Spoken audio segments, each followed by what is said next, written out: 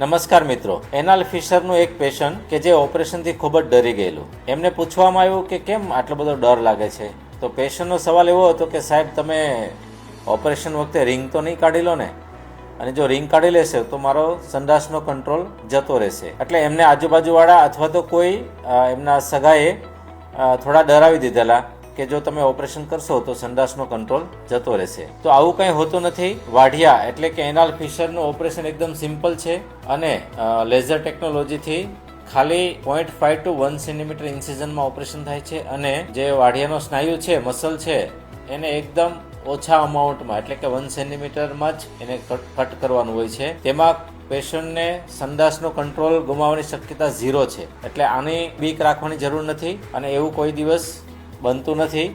એટલે તમે જો એ સંકોચ હોય કે ફિશરના ઓપરેશન પછી સંડાસનો કંટ્રોલ જતો રહેશે તો એ તદ્દન ખોટી માન્યતા છે. એ માન્યતા કાઢીને જો જરૂર હોય તો ચોક્કસથી ઓપરેશન કરી શકાય છે. Thank you.